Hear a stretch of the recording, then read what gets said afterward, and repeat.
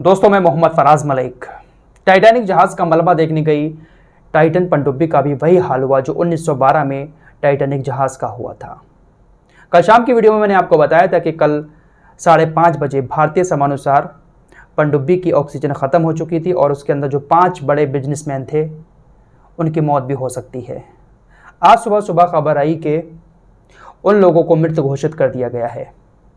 Search अभियान को रोक दिया गया है। फ्रांस, इटली, अमेरिका, कनाडा समेत जितनी भी एजेंसियां लगी हुई थी सर्च अभियान में पनडुब्बी को ढूंढने के लिए, उन 5 लोगों को सही सलामत निकालने के लिए अब उस सर्चिंग अभियान को ये कहते हुए रोक दिया गया है कि 5 लोगों की मौत हो गई है।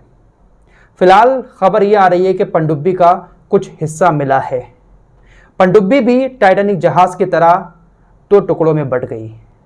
1912 में जब टाइटैनिक जहाज़ चला था और 4 दिन के बाद जब वो बर्फ़ के ग्लेशियर से टकराया था तो टाइटैनिक जहाज़ भी 2 हिस्सों में बट गया था। और इस पनडुब्बी को लेकर भी यही खबर आ रही है कि पनडुब्बी का कुछ हिस्सा मिला है टाइटैनिक जहाज़ से 1600 फीट दूर।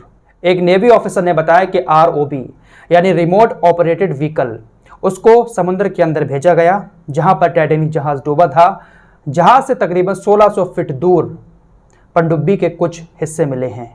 कुछ मलबा मिला है पीछे की साइड का, जिससे अंदाज़ा लगाया जा रहा है कि पनडुब्बी बीच में से आधी हो गई है। पनडुब्बी का मलबा तो टाइटैनिक जहाज़ के पास मिल गया है, लेकिन वो 5 लोग कहाँ गए, कहाँ हैं वो लोग, उनकी लाश कहाँ है, इस बात का किसी को कुछ भी सुराग नहीं मिला।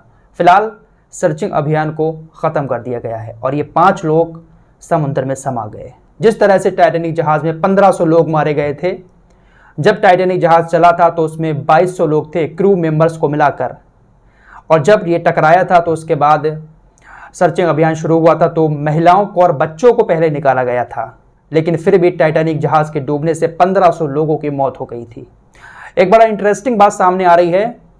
इसमें एक शख्स जो पनडुब्बी के अंदर बैठकर टाइटैनिक जहाज़ देखने गया था, उसका मलबा देखने गया था, उसकी बीबी के परदादा और परदादी टाइटैनिक जहाज़ में डूबकर मर गए थे।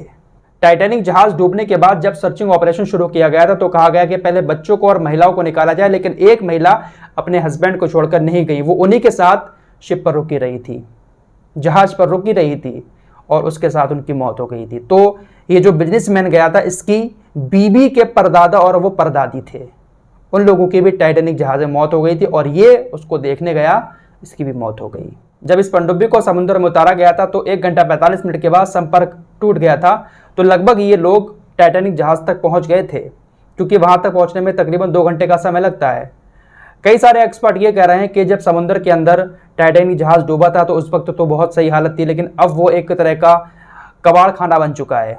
बहुत सारी कहीं से सरिये निकली हुई हैं, कहीं से कुछ। तो हो सकता है कि पनडुब्बी उसमें टकरा गई हो, उसमें फंस गई हो, जिसकी वजह से उस पर दबाव पड़ा हो और वो बीच से फट गई हो। फिलहाल इनको मृत घोषित कर दिया गया है। रेस्क्यू ऑपरेशन खत्म कर दिया गया है। ये पनडुब्बी कैसी दिखती है, इसके अंदर क्या होता है, समुद्र में कैसे उतारा जाता है, कैसे वहां पर जाकर ये टकराती है, क्या होता है, बहुत जल्द आप एक हॉलीवुड की मूवी में इस घटना को लेकर सब कुछ देख लेंगे। जिस तरह से टाइटैनिक को लेकर पूरी फिल्म बनी थी, इस घटना को लेकर भी बहुत जल्द बॉलीवुड वाले एक फिल्म बना देंगे। लेकिन ये 5 लोग मौत के मुंह में समुद्र के अंदर समा गए।